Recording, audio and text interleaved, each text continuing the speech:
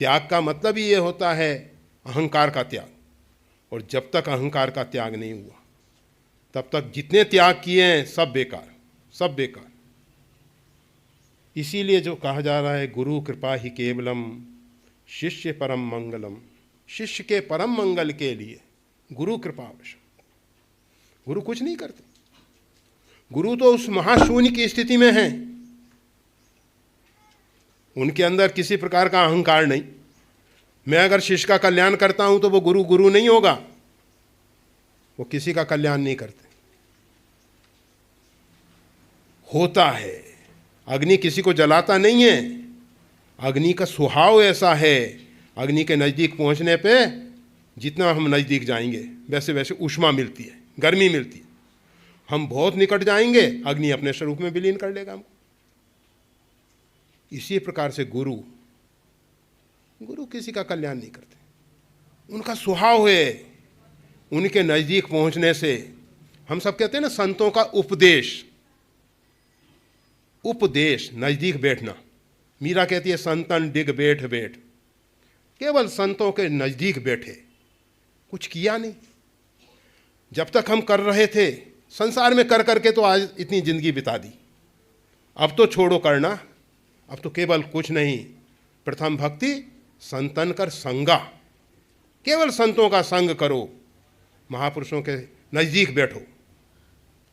और उनकी जो आध्यात्मिक ऊर्जा है, जो आध्यात्मिक स्पंदन है, वो हमको प्रभावित करेंगे। हमारे जो मलिन संस्कार हैं दूर हो जाएंगे, हमारे अंदर जो अहम की भावनाएं कि हम कर रहे हैं, हमने इतना कर लिया है, इतना और कर लेंगे, हमने इतने जप किए हैं, इतना तप किया है, इतने यज्ञ किए हैं, इतने अनुष्ठान किए हैं, इतना धन उपार्जन किया है, हम बहुत बलवान हैं, हम बहुत सुखी हैं, ये सब आसुरी भाव है। ये देवी संपदा नहीं है, आसुरी संपदा है। राक्षसों का लक्षण है ईश्वरो अहम बलवान अहम सुखी, मैं ईश्वर हूं, अहम ब्रह्मास्मि, ये राक्षसों के लक्षण। गीता में भगवान कह रहे हैं जगत गुरु कृष्णम वंदे जगत गुरु, वो कह रहे हैं 16वें अध्याय में,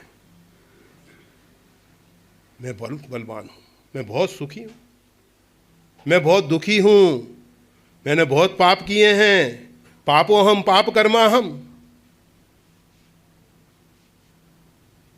जितना भी अहंकार है, चाहे हम पापी हैं, वहां पाप और पुण्य की पहुंच नहीं है। शुभाशुभ परित्यागी भक्तिमान प्रियो नरा, गीता में भगवान श्री कृष्ण कहते हैं शुभ और अशुभ दोनों से ऊपर उठ जाओ। सर्वधर्मान परित्यज, सब धर्मों को छोड़ दे तू। वही श्री कृष्ण जो कहते हैं स्वधर्म निधनम श्रेयम पर धर्मो भयावह, वही कहते हैं सर्वधर्मान परित्यज। समझना होगा। तो ये जो गुरु कृपा ही केवलम है, गुरु आपके उस अहंकार को छीन लेते हैं। और किस प्रकार से छीनते हैं? अहंकार अपने आप गलित हो जाता है। जैसे अग्नि के नज़दीक बर्फ को ले जाओ, बर्फ धीरे धीरे गल जाएगी, समाप्त हो जाएगी। अग्नि कुछ नहीं करता, अग्नि की जो प्रकृति है, अग्नि का जो स्वभाव है, वो उस बर्फ को गला देता है, गला देता है। ऐसा ही जब हम संत महापुरुषों के निकट बैठेंगे, महापुरुषों के निकट जाएंगे,